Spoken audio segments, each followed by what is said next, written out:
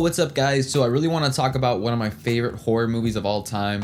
And before I get so much hate, like, you're talking about Rob Zombie's films are terrible. What are you doing? The classic is the best. I know, guys. I've seen all the Halloweens. I'm a really big horror movie buff guy. So I've seen it all, guys, and I have my reasons on why I really love Rob Zombie's films. So right now, guys, I'm going to talk about only Rob Zombie's Halloween 1 because I feel like I could be here all day just kind of rambling on about, comparisons and blah, blah, blah, blah, blah. Off the bat, guys, I have my little laptop here to assist me so I can make a more thorough review. So let's talk about some of the positives we have about Halloween 1. So I'm not going to do one thing, guys, and I'm not going to compare the original to this. Like I said, I'm just going to do my thoughts on the 2007 Rob Zombie's Halloween. Yes. So guys, I was I was 8 actually when it came out. So that's kind of a long time, but I remember instantly seeing the cover and I really wanted to watch it, and my mom obviously wouldn't let me because I was just a kid. But I begged her, and I think I was like 10 when I saw it. So I think Halloween 2 just came out, so 2009. And then she said, okay, go ahead and you can watch it, Max. I guess it's definitely been long enough.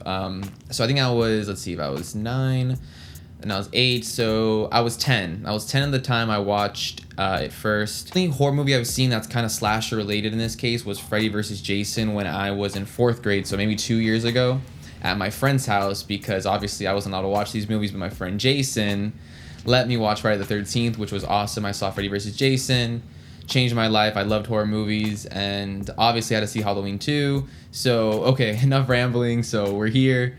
Finally get to see Halloween 1, and I love it. Initial 10-year-old Max loves this movie, guys. So obviously I rewatch it every year or so because it's just that nostalgic to me.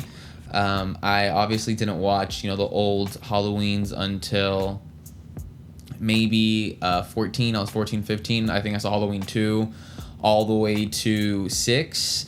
Skipped Season of the Witch, Halloween 3. Then I went and saw the original Halloween, and I actually really liked the original Halloween. We'll get into that in another video, but so I saw all the Halloweens, and then I saw Season of the Witch. Season of the Witch was actually okay. I don't think it deserves as much hate as it gets, but saw all the Halloweens. But still to this day, guys, my favorite Halloween is easily Rob Zombie's original Halloween 2007, and then it's Halloween 2 Rob Zombie 2009, but slowly I think the Curse of Michael Myers is beating that, but I'm not sure. Well, let's go into Halloween review, guys. Let's go. So guys, movie starts out and we see the Myers house. It's 1970s time, and we could appreciate one thing about this movie, guys. It's the details, and Rob Zombie does a great job with that. If he sees like a song that's not fit for that year, he'll take it off. If he sees a piece of clothing that someone's wearing and it's not that year, he'll take it off. Any really detail we see in this movie, any piece of artwork, he'll take it off and make sure it's the right year. So a lot of hate this movie gets, guys, is the dialogue and the writing. Does this make or break the movie? Maybe for some people, but for me, guys, I really don't mind it at all. Actually, I think it's pretty backed up fairly well, because the route Rob Zombie is taking, guys, is Michael Myers is a demented child. He's been through, physical abuse, mental abuse, whatever you want to call it, whether it's from bullies or from his stepfathers that he's had. We want to know, the director, Rob Zombie, wants us to know that this is not just a normal child gone bad. This is, set up. Everything is set up. And I could appreciate that, that's his own take, guys. And like I said, I'm not comparing the original to this. Like, I'm not, or Halloween 2, 3, 4, whatever. This is his own franchise, its own movie, and that's how I'm going to compare it. Another awesome part about the movie is the atmosphere. I think Rob Zombie is a great director. He does great tension scenes. His filmmaking is a really cool style. He'll do some type of clutter scenes where, he'll kind of tilt that camera a little too much to not your liking.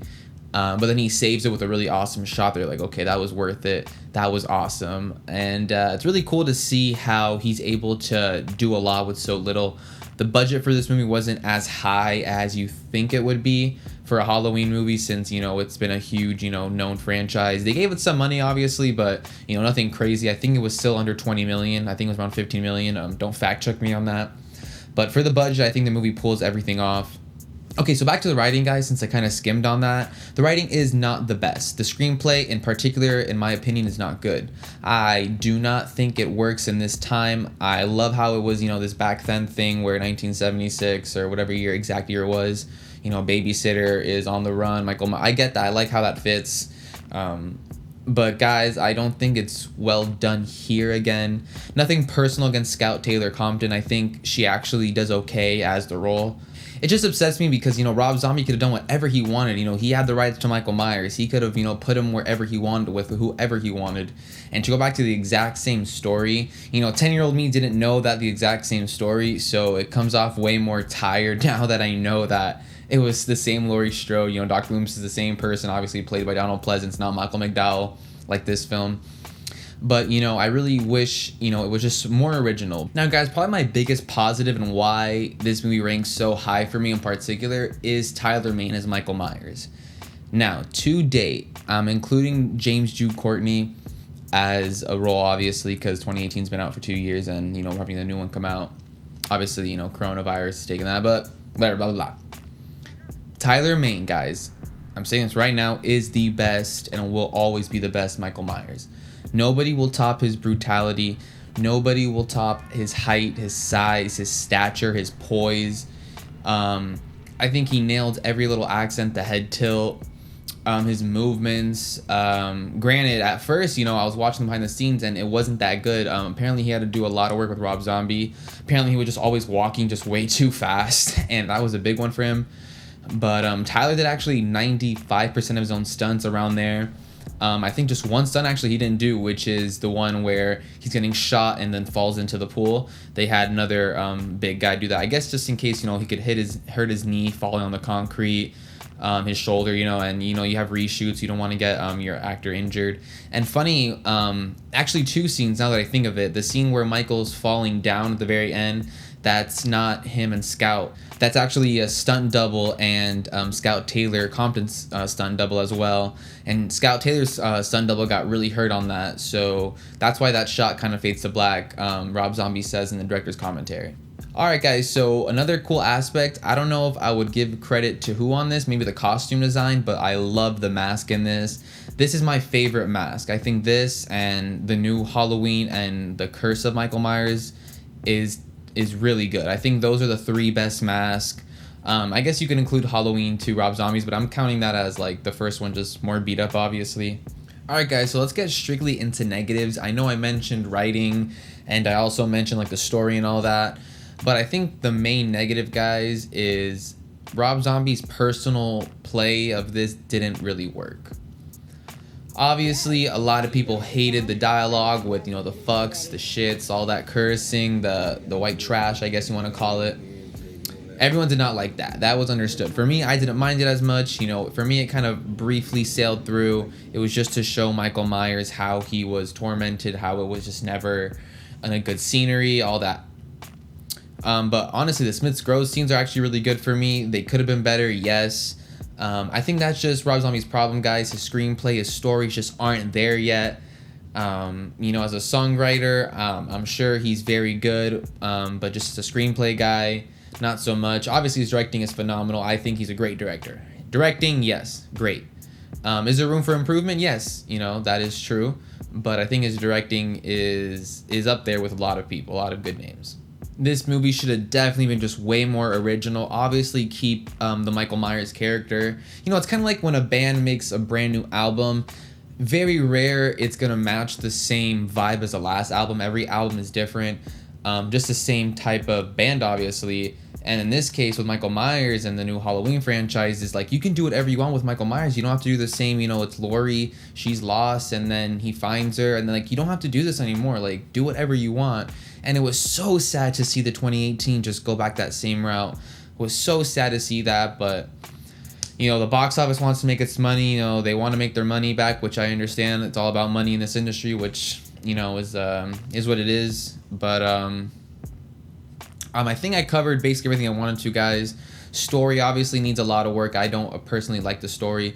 This movie I love so much because of the kills, some of the shots Rob Zombie gets. Tyler Mane as Michael Myers is flawless to me. I think just as long as you got those 3 elements, it definitely retains its watch value.